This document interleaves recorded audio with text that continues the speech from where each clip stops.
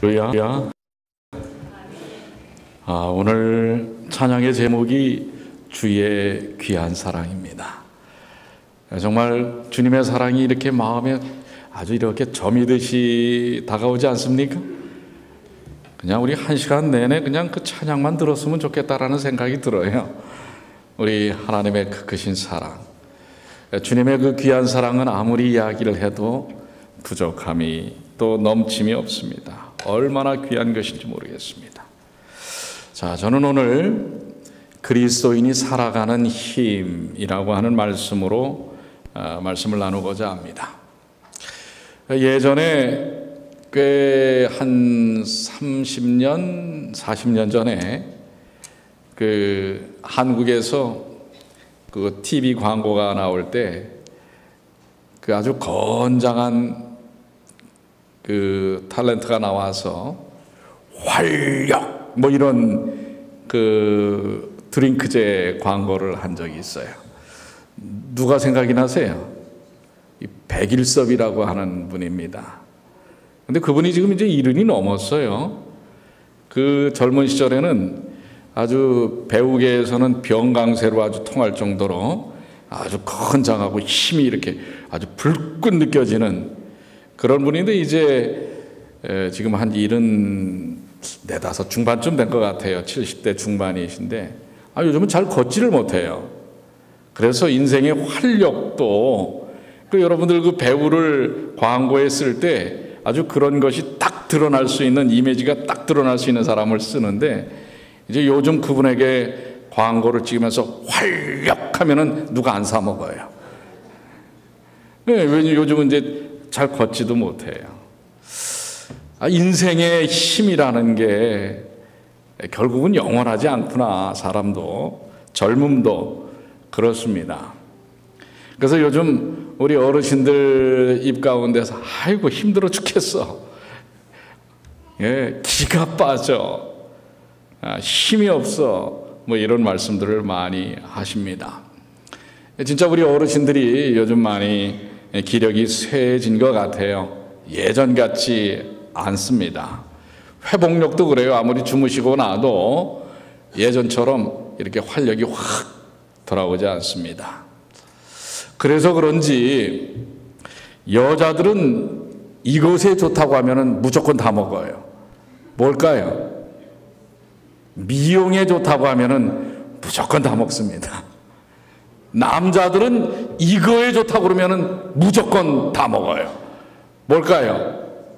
힘에 좋다고 그러면 무조건 다 먹습니다. 그런데 고대 우리 유대인들은 힘을 위해서 무엇을 원했을까요? 힘을 얻기 위해서 뭘 도대체 원했을까요? 자, 민수기 11장 5절로 6절에 보면 우리가 애굽에 있을 때는 값없이 생선과 오이와 참외와 부추와 파와 마늘들을 먹은 것이 생각나거늘 이제는 우리의 기력이 다하여 이 만나 외에는 보이는 것이 아무것도 없도다. 지금 어디서 하는 장면이에요? 광야에서 지금 참 배은망덕하지요.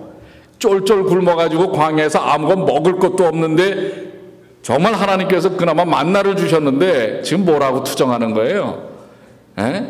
우리 기력이 지금 다 쇠했단 말이에요. 뭐만 먹어가지고 만나만 먹어가지고 말이에요. 그러면서 뭘 얘기하는 거예요? 자기들의 힘, 활력을 얻기 위해서는 뭐도 생각나고 생선도 생각나고 오이도 생각나고 참외, 부추파, 마늘 이런 것들이 그들의 뭐예요? 이 출애굽한 이 이스라엘 백성들의 활력을 주는 것이라고 지금 막 그냥 원망을 하는 것입니다. 근데 저런 게 활력은 주긴 주나 봐요. 제가 예전에 알았던 그 태권도 사범님이 있어요. 아마 이 미주내에서도 꽤 유명한 이 태권도 사범으로 이름을 떨쳤던 분인데 이분은요 부추, 파, 마늘 이런 걸 안 먹습니다. 왠지 아세요? 이게 너무 힘을 쓰게 해가지고 정신 통제가 안 된다는 거예요. 그래가지고선 이런 것들을 안 먹어요, 이 양반은. 물론 이런 것들이 정말 힘을 주는 것인지 모르겠습니다. 오늘 우리 현대를 사는 여러분과 저 그리스도인들의 진짜 살아가는 데 필요한 힘은 무엇일까요? 또 어디서 올까요? 이렇게 세상 사람들은 뭘 먹어야 힘을 얻는다고 생각하고 또 유대인들마저도 저렇게 생각을 했는데 도대체 우리 현대의 그리스도인들에게 있어서 여러분 정말 요즘 활력이 좀 필요하지 않습니까? 그래가지고 우리 미국에서는 근데 미국 좀 그래요. 이 데이케이 센터에서 이 가끔 좀 약 같은 거 팔러 오지 않아요? 이거 저 젊음을 찾게 하는 영양제라고. 근데 뭐 우리 좀 미국에 오신 분들은 다 이게 수준 이상인 분들이라 그런 걸 잘 판단을 하시는데 한국에 있는 우리 어르신들은요 몸에 좋다고 하면은요 그냥 한국 돈으로 몇 백만 원씩 말이에요. 이 사다 놓는다는 거예요. 이걸 갖다가 또 이용하는 헛된 상술도 있습니다. 자, 그렇다면 우리 이 마지막 때를, 이 혼란한 시대를 살고 있는 우리 그리스도인들에게 있어서의 진정한 힘, 살아나가는 힘, 그것이 육적이든 영적이든 그 힘은 과연 어디에 있을까? 오늘 본문의 말씀입니다. 에베소 6장 10절로 11절 우리 한번 다 같이 읽어볼까요? 끝으로 시작. 끝으로 너희가 주 안에서와 그 힘의 능력으로 강건하여지고 마귀의 관계를 능히 대적하기 위하여 하나님의 전신갑주를 입으라. 지금 에베소 교인들에게 사도 바울이 끝으로 당부하는 거예요. 당부하는 거예요. 예. 이제 이 모든 이야기를 정리하면서 다시 한번 강조합니다. 너희가 주 안에서와 그의 힘의 능력으로 강건하여지고, 사도 바울도 에베소 교인들이 강건하게 살기를 바랬습니다. 오늘 주님께서 우리 여러분들을 강건하게 살기를 원하십니까? 그렇습니다. 강건하게 살기를 원합니다. 오순절 그 성령의 역사의 축복의 신앙의 두드러진 효과와 이 모습, 이게 지금 사실 우리들에게도 좀 필요하지 않겠어요? 초대교회에 내렸던 그 성령의 강력한 파워, 힘이 어떻게 보면 이 시대가 정말 절실히 이 시대에 우리에게 필요한 것이 아닌가라는 생각을 합니다. 왜냐하면 너무나 우리 이 21세기 현대의 그리스도인들이 무력해요. 뭐 저를 비롯해서 마찬가지예요. 참 무력한 부분이 있다고 하는 것입니다. 요즘 우리 기독교의 신앙이 얼마나 많이, 물론 하나님의 역사에 놀라운 것, 오늘 아침에도 보셨잖아요. 그런 일들이 일어나는 곳들도 있지만 대부분의 많은 기성화된 교인들, 성도들의 삶이 무기력증에 빠진 경우들이 너무나 많습니다. 우리는 때때로 능력에 굶주리고 있고 이 모양 저 모양으로 능력을 갈망하고 있습니다. 믿음의 능력, 말씀의 능력, 기도의 능력, 이러한 모든 능력이 우리의 믿음 생활 중에 나타나기를 고대합니다. 여러분 그렇지 않습니까? 좀 능력 있는 삶을 좀 지난 한 해를 좀 여러분들 되돌아보시면서 얼마나 우리가 능력 있는 삶을 살았는가 한번 생각해 보시길 바랍니다. 제자들이 변화산에서 내려왔을 때 그들은 귀신 들린 아들로 인해 괴로워하는 아버지와 마주치게 됩니다. 그 아버지는 고통과 의심 가운데서 말합니다. 귀신들이 어디서든지 그를 잡으면 거꾸로 저 거품을 흘리며 이를 갈며 그리고 파리해집니다. 내가 선생님의 제자들에게 내어 쫓아달라 하였으나 그들이 능히 하지 못하더이다. 아니 지금 우주의 왕이신 하나님이신 예수님을 쫓아다닌 제자들이 지금 뭘 하나 못 쫓아내는 거예요? 귀신 하나 못 쫓아내는 거예요. 우리 아들의 귀신을 못 쫓아냅니다. 선생님 이게 도대체 어떻게 된 겁니까? 이게 얼마나 정말 당혹스러운 일입니까? 예수님은 누구도 살렸는데, 죽은 자도 살렸는데, 소경을 눈뜨게 하고 문둥병자를 치유하시고, 혈병 여인을 고치시고, 38년 된 꼼짝 못하는 사람을 일으켜 세우셨는데, 이 정작 예수님을 따라다녔던 제자들은 뭐 하나 못 쫓는 거예요 지금? 귀신 하나 못 쫓는 것입니다. 그들은 철저히 무력했고 무능력했습니다. 그러나 한 가지 다행스러운 것은 자신들의 그 연약함을 고백했어요. 그래서 여러분들 말씀의 28절에 보면 이제 그 상황이 좀 지난 다음에, 창피스러운 일이죠. 그런 상황이 지난 다음에 제자들이 예수님께 여쭤봐요. 우리는 어찌하여 능히 그 귀신을 내어 쫓아내지 못하였습니까? 궁금한 거예요, 자기들도. 아니, 예수님께서는 다 하시는 일을 그렇게 그 예수님의 권능을 잘 따라다니면서 배우고 느끼고 체험하고 이제 자기들도 그 일을 좀 할 수 있을 것이라고 생각했던 자신들이 그러지 못했거든요. 왜 도대체 우리는 그걸 못합니까? 지금 자인식을 하는 거예요. 인정하는 겁니다. 자기들의 무력함을 주님 앞에 인정하는 것입니다.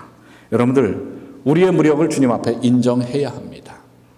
그래야만 주님의 능력에 대한 필요를 갈망하게 되는 것입니다.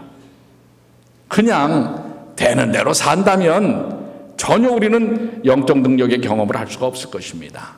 그러나 정말 우리가 무력하다는 사실을 주님 앞에서 고백해야 합니다. 왜 우리는 그 귀신을 쫓아내지 못합니까? 왜 우리는 능력이 없습니까? 왜 이렇지요? 라고 말입니다. 그럴 때 주님께서는 그들의 필요를 채워주시는 것입니다. 결국 그들은 능력을 가졌습니까? 귀신 하나 쫓아내지 못했던 그들이 어떻게 해요?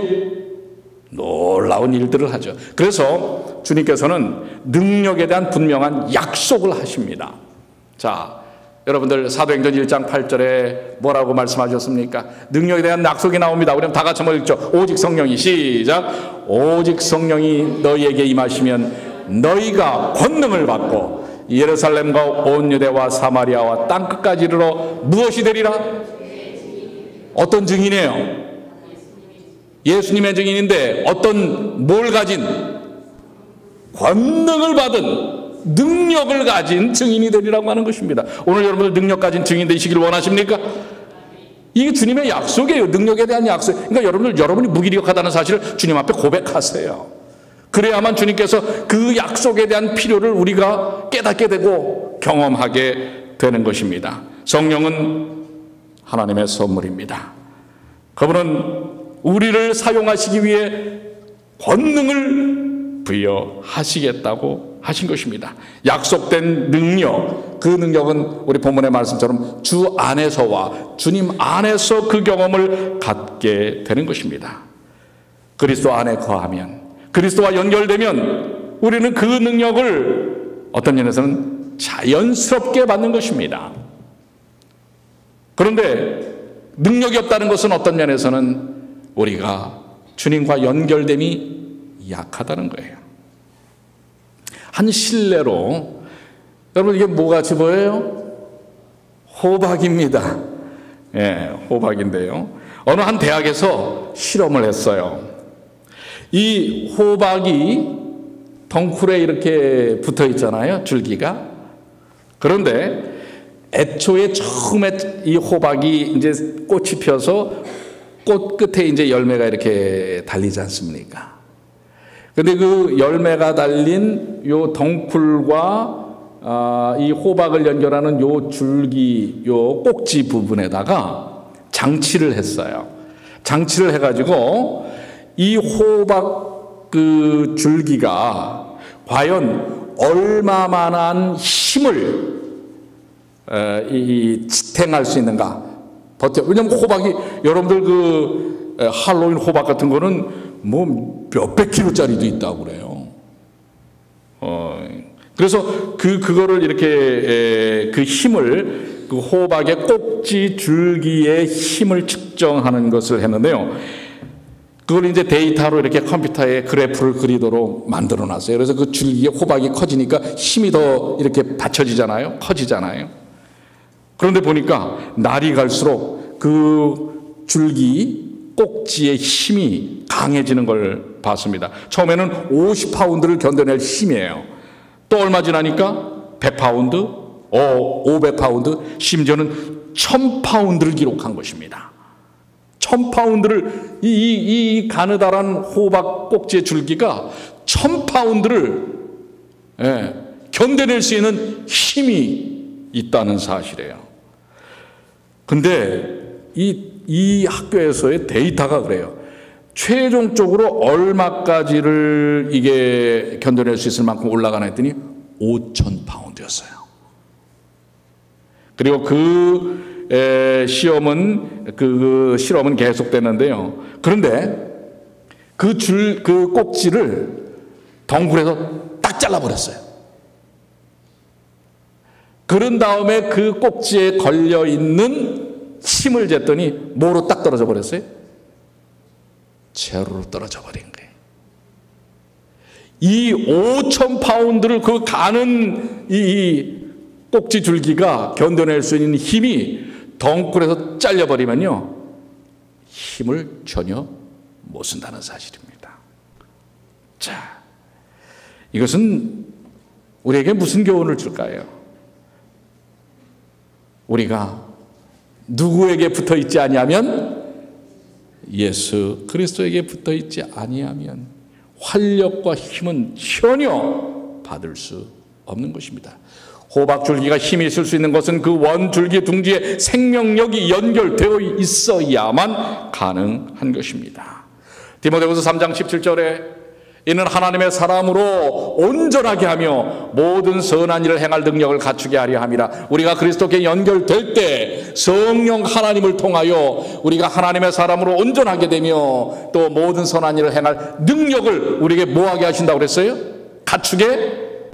이게 능력에 대한 약속이에요. 그러니까 여러분과 저에게 능력이 없는 건 맞지 않는 얘기예요. 능력이 있어야 돼요. 그게 누구의 약속입니까? 누구의 약속이에요? 우리 하나님의 약속이라고 하는 것입니다. 그래서 우리가 이 시대의 그리스도인이라면 능력을 다 소유를 해야 합니다.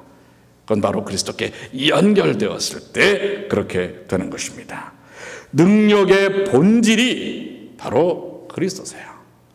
고린도후서 12장 9절 나에게 이르시기를 내 은혜가 내게 족하도다 이는 내 능력이 약한 데서 온전하여짐이라 하신지라. 그러므로 도리어 크게 기뻐함으로 나의 여러 약한 것들에 대하여 자랑하리니, 마지막 밑에 줄이요, 이는 그리스도의 능력이 누구에게 머물게 하려 함이라? 내게. 여러분들 그렇습니다. 그리스도와 연결되는 것, 그리스도와 함께하는 것, 이것은 바로 그리스도의 능력이 여러분에게, 그건 내 능력이 아니에요. 여러분 능력이 아니에요. 자기 능력이 아니라 누구의 능력이? 그리스도의 능력이 누구에게? 나에게. 여러분 각자에게 머물게 하려는 것, 이것이 성령의 역사시고 성령의 사역이시고 이것이 예수님을 믿는 그리스도인의 삶 속에서 나타나는 모습이라고 하는 것입니다. 이건 단순한 지적인 능력이 아니고 인격적인 힘이 아니고 웅변적 힘이 아니에요. 우리를 지배하고 있는 능력이 아닙니다. 능력은 하나님께서 주시는 주님의 능력, 그리스도의 능력을 우리에게 부여하시는 거예요. 그러니 여러분들, 난 능력이 없어요, 힘이 없어요. 당연히 없죠. 우리는 힘 없어요.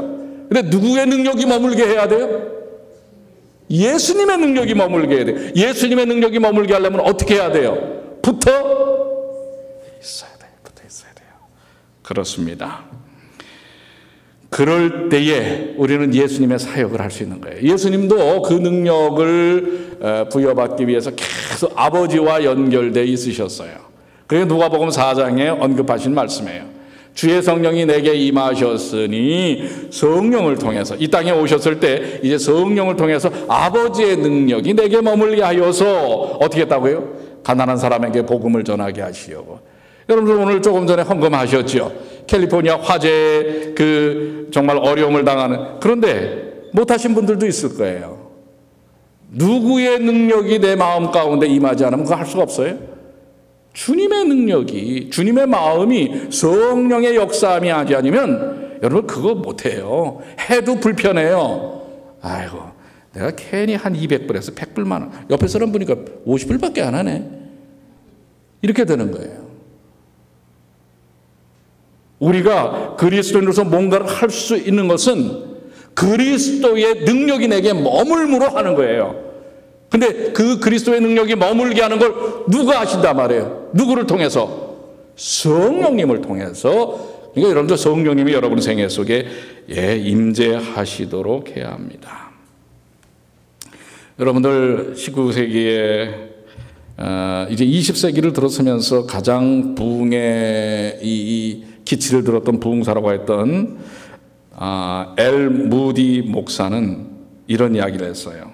당신이 언제 능력을 소유하게 될지 아는 것은 어렵지 않습니다. 그러니까 여러분들이 언제 능력을 소유하게 될지 아는 것은 어렵지 않다고 얘기하고 있어요. 만일 우리가 우리 자신에 대해 끝장내지 않은 상태에서 능력을 받기 위해 오랫동안 기다린다는 것은 아무런 의미가 없습니다. 그 얘기가 뭐예요? 여러분 자신을 끝장내야 된단 말이에요. 그래야 능력이 오는 거예요. 그러니까 여러분들 능력이 언제 오는지는 우리가 알 수 있어요. 내 자신이 주님의 십자가 아래서 죽으면, 내려놓으면 그때가 바로 능력이 부여되는 순간이라고 하는 것입니다. 이것은 때로 기나긴 길입니다. 만일 우리가 자부심으로 가득 차 있을 때 하나님께서 우리에게 능력을 부여주신다면 우리는 공작처럼 우쭐대게 될 것입니다. 우리도 우리와 함께 살고자 하지, 아무도 우리와 함께 살고자 하지 않을 것입니다. 그러니까 내 자신을 내려놓지 않고 내게 뭔가 능력이 오면 여러분 이게 뭐예요? 이 깃털을 쫙 피면서 말이에요. 얼마나 도도하게 이러면서 뽐냅니까? 그렇게 된다는 거예요. 그러니까 진정한 능력은 자신을 낮추고 죽일 때 거기에서 오는 것이라고 하는 것입니다. 그래서 우리 이 처음에 사도행전 1장 8절에 주의 이 성령이 임하시면 너희가 땅끝까지 증인이 되겠다고 하신 이 약속을 위해서 이 초대교인들이 한 일이 있어요. 주님께서 말씀하신 이 말씀을 따른 거예요. 누가복음 24장 49절에 뭐라고 그러셨어요? 볼지어다 내가 내 아버지의 약속하신 것이 뭐예요? 보혜사 성령이잖아요. 성령님을 너희에게 보내리니 너희는 위로부터 능력을 입히울 때까지, 그러니까 성령을 보내서 성령으로 우리가 충만케 될 때 능력이 부여된단 말이에요. 그럴 때까지 이성에 뭐 하라? 유에서 뭐 했어요? 이성이 그러니까 지금 예루살렘에 지금 거하라는 거예요. 나가지 말라 이거 아직까지는. 뭐 하라고 그랬죠? 뭐 했어요 그 사람들이? 전혀 기도에 힘쓰니라. 기도하는 일에 집중하는 것이에요. 말씀 보는 일에 집중하는 것이에요. 예수님을 생각하는 일에 집중하는 것입니다. 그래서 예배에 집중해야 하는 것입니다. 우리가 아무리 여러분들 교회에서 여러 이 기능적인 역할을 하시더라도 하나님을 섬기는 이 예배 시간에 엉뚱한 짓 하면 안 돼요. 예배에 집중해야 되는 거예요. 예수님께 집중해야 하는 것입니다. 기도하고 그러할 때의 성령의 역사함이 드러나는 것입니다. 그럴 때 뭐예요? 내 마음 가운데 있는 죄악들이 사라지는 거예요. 여러분, 죄와 하나님이 함께 하실 수 없어요. 하나님의 능력을 우리에게 머물게 하려면 죄가 없어야 돼요. 우리에게 정말 악한 마음들, 누구를 미워하고 싫어하고 이런 마음들을 갖고 이 악을 품고선 능력받을 생각하지 마세요. 시편 66편 18절에 뭐라고 그랬어요? 내가 내 마음에 죄악을 품으면 주께서 듣지 아니하시리라. 그러니까 여러분들 죄악을 품고는요, 주님께 말씀을 해보셔야 주님이 들어요, 안 들어요? 안 들으세요. 그러니까 내려놓으셔야 돼. 근데도 자꾸 악한 마음이 들죠. 미운 마음이 들죠. 그것까지도 주님께 아뢰시라 말해요. 주님, 잘 안 돼요.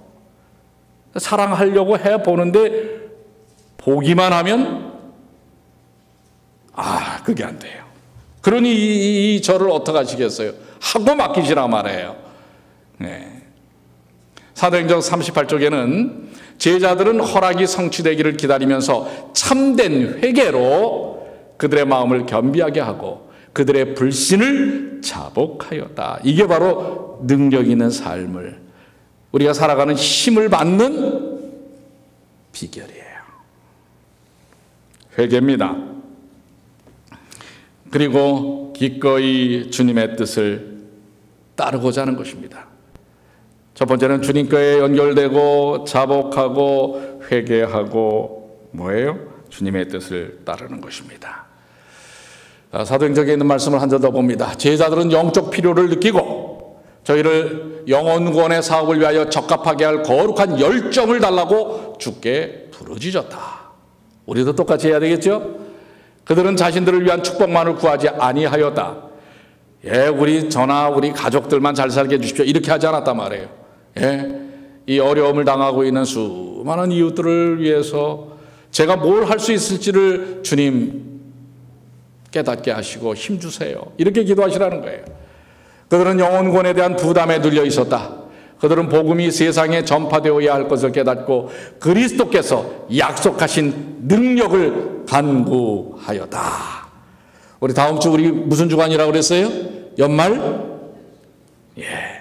우리가 주중에 새벽 기도를 하고 또 저녁 시간에는 목요일부터만 하지만 여러분들 이 시간만이라도 정말 우리 지난 한 해를 생각하면서 정말 약속하신 능력을 간구하고 구하는 그런 시간들을 갖게 되시기를 바랍니다.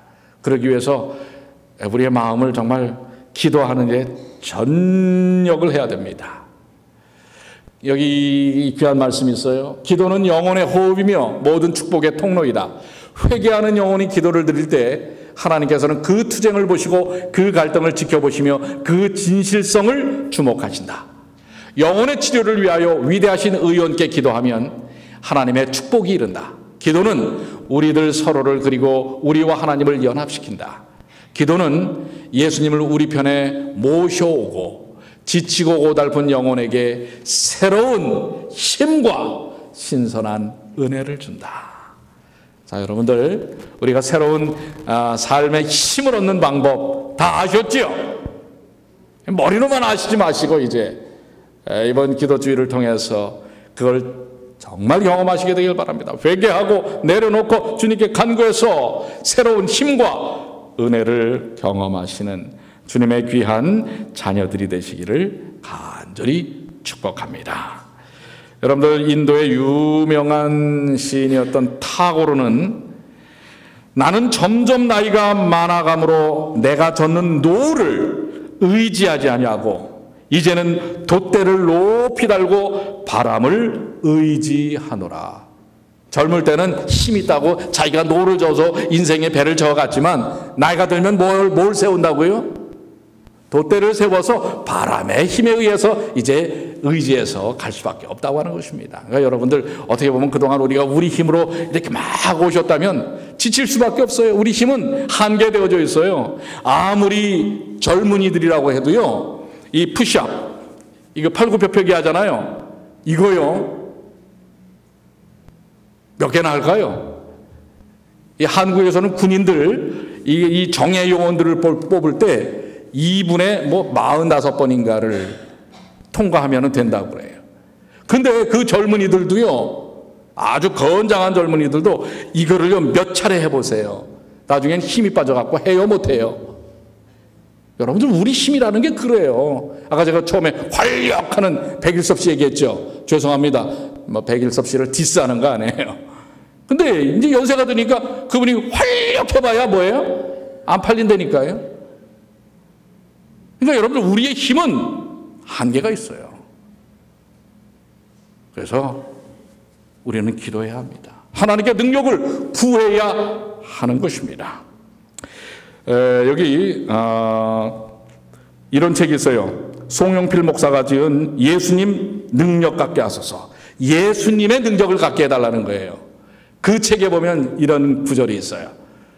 그리스도인이 승리의 삶을 살지 못하는 것은 능력이 주님께 있다고 생각하지 않고 자신에게 있다고 여기기 때문입니다. 모든 능력은 하나님께 있고 그 능력을 쌓아둔 보물 창고는 바로 뭐라고요? 성경입니다. 여러분들 이제 성경으로 돌아가시고 주님과 깊은 영적인 교제, 기도의 삶, 주님과 연결되어 회개하고 기도하고 말씀에 만나 기력이 쇠하였도다. 이제 이 만나나 이게 아니라 진짜 만나를 먹어야 돼요. 그래서 오늘날 그리스도인이 살아가는 진정한 힘이 주님과 함께하는 일이라는 것. 너무도 잘하는 얘기지만, 너무도 분명한 얘기지만 우리 삶에, 나의 삶에 적용하는 일이 필요합니다. 남은 이제 2018년 인생 몇 주 남지 않았어요. 이걸 정리하시면서 진정한 힘의 원천, 힘의 방법으로 돌아가시기 위해 기도하시고 도전하시는 주님의 귀한 자녀들 되시기를 간절히 축원합니다.